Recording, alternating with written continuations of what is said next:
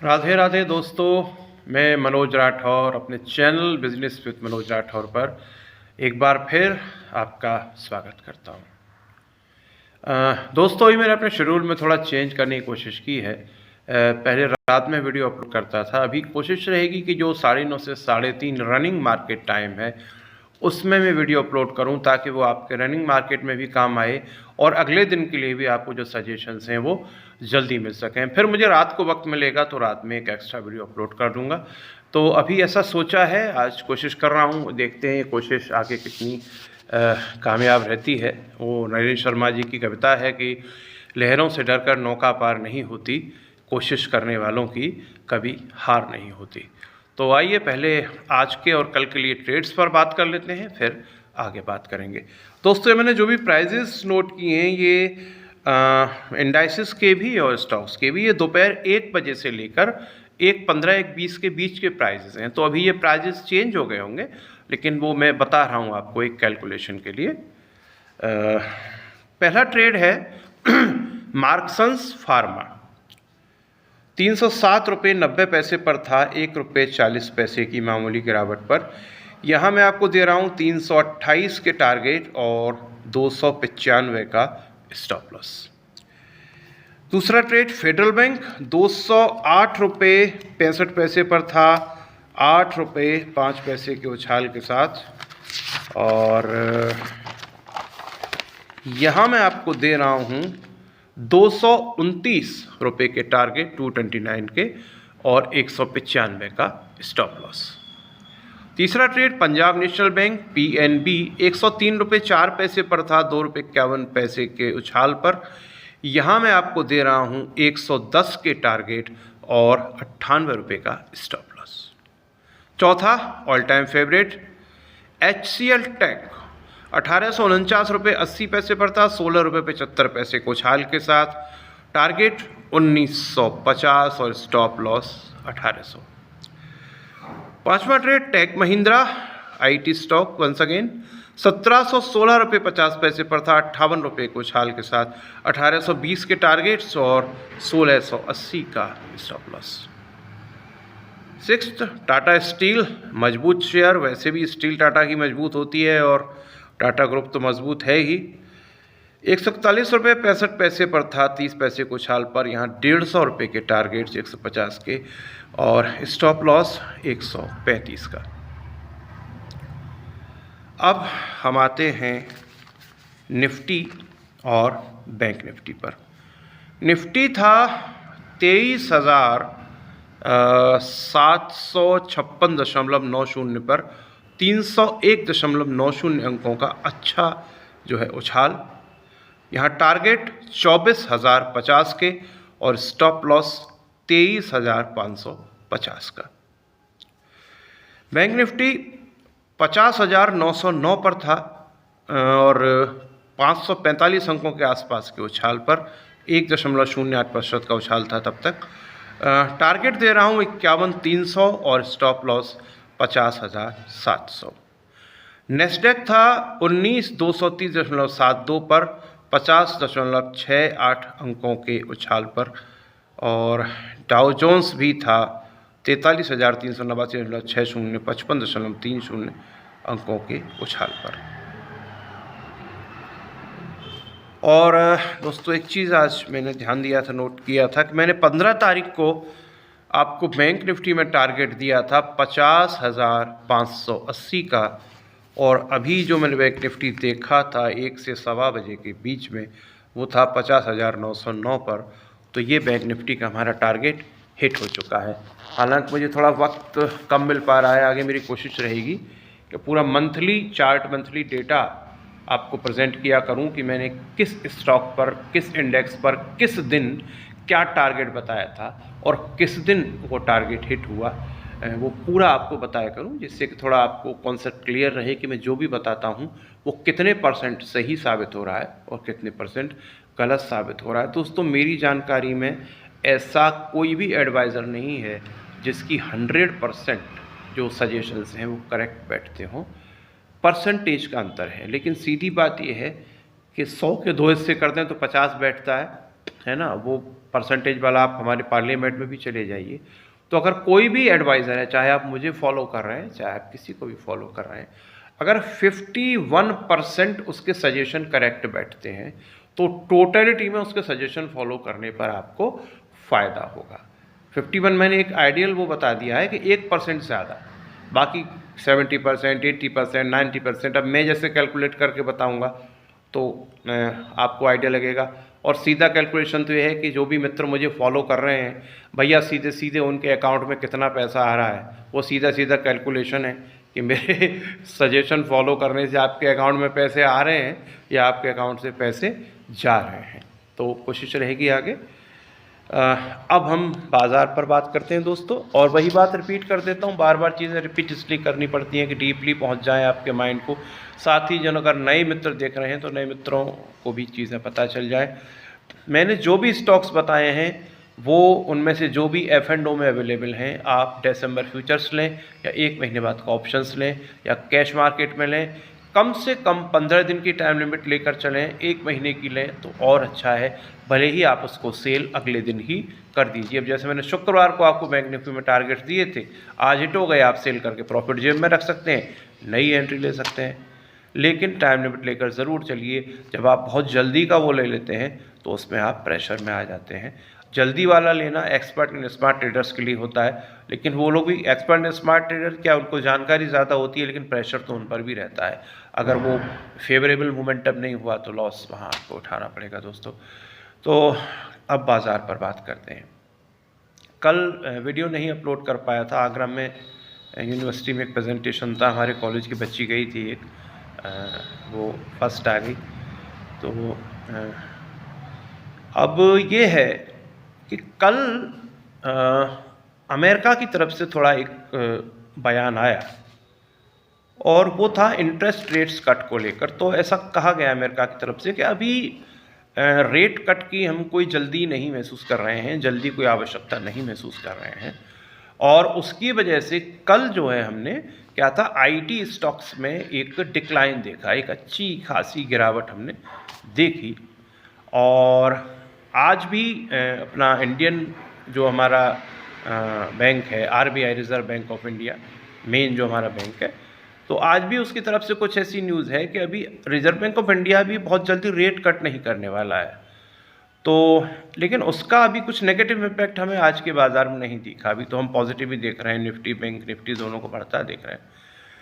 तो एक्चुअली मैं ये कहना चाह रहा था कि जो हमारे रामदेव अग्रवाल जी हैं, स्लिप कर जाती है दिमाग से, मोतीलाल ओसवाल फाइनेंशियल सर्विसेज के जो चेयरपर्सन हैं, उनकी जो बात थी कि भैया बाइंग कीजिए मार्केट में गिरावट से मत घबराइए, अच्छी कंपनीज़ हैं, मजबूत कंपनीज़ हैं, आ रही है उनमें गिरावट, अरे आप ख़रीदो, है ना। मैनेजमेंट तो मजबूत है ना, कंपनी के प्रमोटर्स तो मजबूत है ना, चेयरपर्सन तो मजबूत है ना, हमारी गवर्नमेंट के पास भी एक समझ है ना। अब किसी वजह से गिरावट आई है, कुछ हो गया, देर सवेर उसमें पॉजिटिविटी आएगी, मोमेंटम आएगा, आप बाइंग कीजिए, है ना।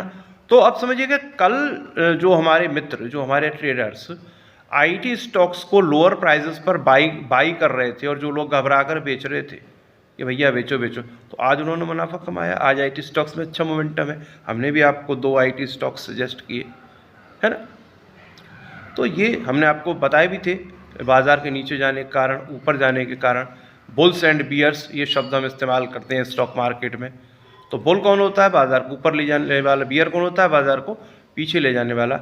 और जिस तरह से मैं फील करता हूँ कि गरीबी और अमीरी जो है ना, वो है तो आर्थिक स्थिति, फाइनेंशियल कंडीशन, लेकिन अगर आप ठीक से गहरे में इसको देखें तो गरीबी और अमीरी एक मनोवैज्ञानिक स्थिति है। आदमी मनोवैज्ञानिक स्तर पर गरीब होता है और मनोवैज्ञानिक स्तर पर अमीर होता है। इसी तरह से जो हम बुल्स एंड बियर्स की बात कर रहे हैं, बाज़ार को ऊपर ले जाने वाले लोग, बाज़ार को नीचे ले जाने वाले लोग, बुनियादी रूप से तो व्यापार पैसे से ही होता है, लेकिन कहीं आप गहरे में देखेंगे तो ये व्यापार भी मनोविज्ञान से होता है, विचार से होता है।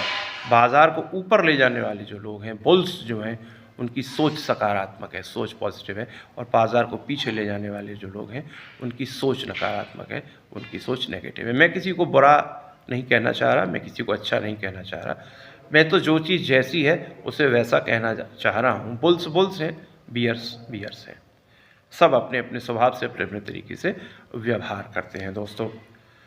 तो ये बात रही। अब रेट कट का मतलब ये होता है कि जैसे आरबीआई है हमारे यहाँ, तो आरबीआई सभी बैंक्स को जो है क्या करता है, लोन देता है, फाइनेंस करता है, पैसा देता है, और आरबीआई उस पैसे पर, RBI means reserve bank of India, उस पैसे पर सभी बैंक से अपना वो लेता है, इंटरेस्ट लेता है।